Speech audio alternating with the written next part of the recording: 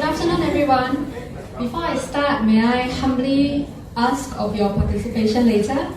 Yes? I cannot hear you. Yes. Not loud enough? Yes. Okay, thank you. So, my name is Jacinta. I'm a one-star ambassador with MLife. This is my son, Kiefer. At 3.5 years old, he was diagnosed with autism. Now he's 8. So at 6.5, he took an IQ test. The purpose is to evaluate his primary school choices.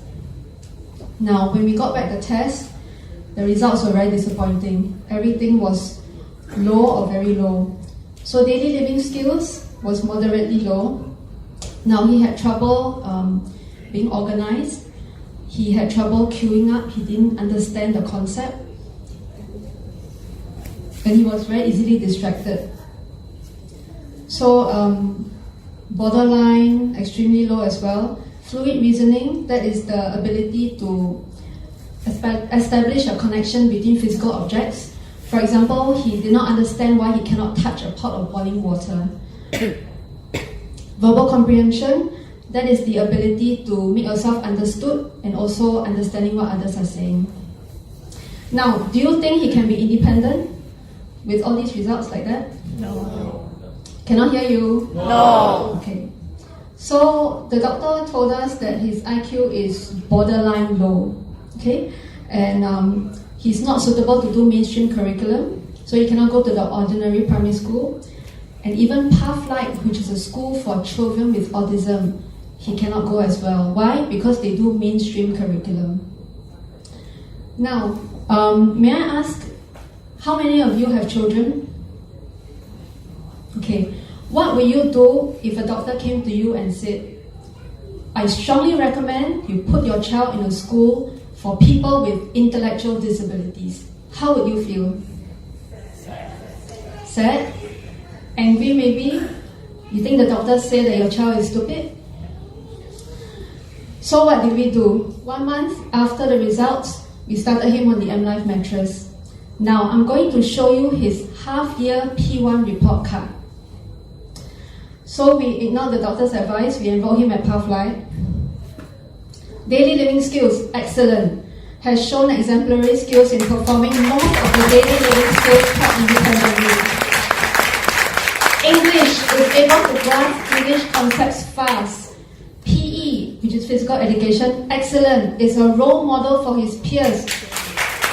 Now, do you think he can be a role model for others if he cannot understand instructions? No. No? Music and movement, very good, performs well in a group.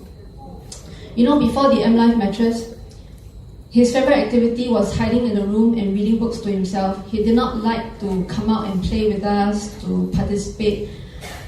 And only last year did he come out to his sister and start playing with her and even initiate play with her. Okay, so actually, this one is a video of him opening the cover of the pram and playing with his sister. And she, of course, was very excited with all the attention he was giving her. I'm going to read the comments at the bottom. So he's well-mannered and pleasant. He's a fast learner, able to complete tasks independently. Has shown improvement in vocalizing his thoughts and emotions to teachers. Does this sound like the same borderline IQ boy who needs to go to a school for the intellectually disabled? No.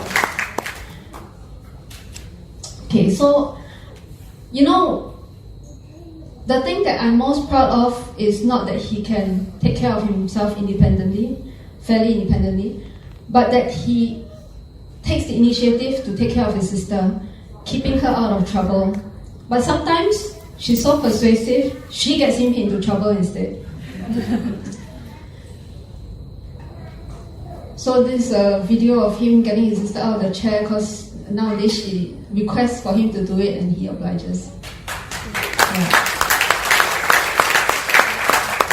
So one of the things I used to be concerned about was what's going to happen to him after we are gone, because he has so many challenges. But that's the beauty of perseverance, of believing that my child is worth more than what others can see. And the beauty of the MLife mattress is that wonders never cease. So, before this year, I didn't know I had to toggle between low and high EPT because I didn't go for classes. But one day I set it to high EPT, and this is what happened. He had verbal diarrhea for a consecutive number of days. So at the fishmonger's store, this is what happened. Uncle, what is the weight of the fish? Less than 200 grams. It's 199 grams. Uncle, how much is the fish cost? $6 per 100 grams. It's $11. He was so excited because he loves numbers. And this is the first time he actively engaged a stranger. Before that, he didn't like to talk to people. So the fishmonger was very impressed because he did the calculations very fast. And just when I thought that that is the peak, something else happened. So one night, after I turned off the lights in his room, his sister came running to me and she said, Coco wants another hug. So I said, okay. So I went to his bed, I gave him another hug. So I said, I love you, good night, see you tomorrow. And in reply, he said to me, I love you. Okay, so I moved away, I wanted to get out of the room. Suddenly he said to me, thank you. I'm like, huh? Thank you what? What did I do? And he said to me, thank you for loving me. And I was so shocked because it's so unexpected. I didn't know he would say that.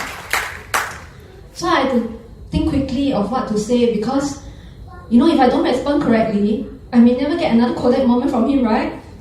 So what did I do? Okay, I decided I would give him another hug. And I said to him, you're making me cry. You're the best son any mother can have. And as soon as I said that, I was very aware his jealous sister was just beside me and she heard everything. So I quickly turned to her and I said the same thing. I said the same thing to her. Because otherwise later I will kena from her. You know, her favorite phrase is, me leh? Yeah, so earlier this year, he became more defiant. He decided he would not listen to me at bedtime. He wanted to play a game I taught him. Now, why is this important? All along, he's been very compliant. He doesn't think about what people ask him to do. He will just do. So can you imagine if one day someone tells him, you go jump off a building, you know, he don't think, then he will just go and do. So I was very pleased when he didn't listen to me. I told him it's bedtime, you go and sleep now. He didn't listen. And it tells me that he is using his brain to plan, to form an idea, how to execute the idea, and also, very importantly, how much force he wants to use.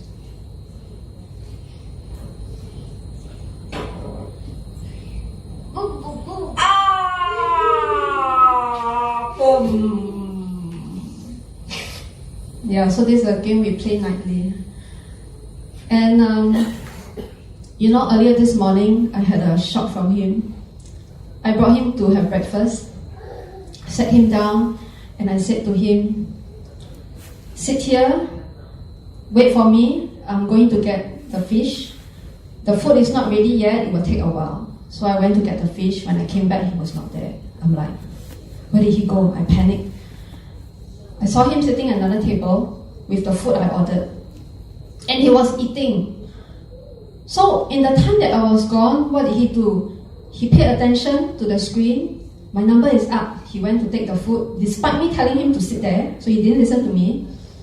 And the easiest thing, he started eating.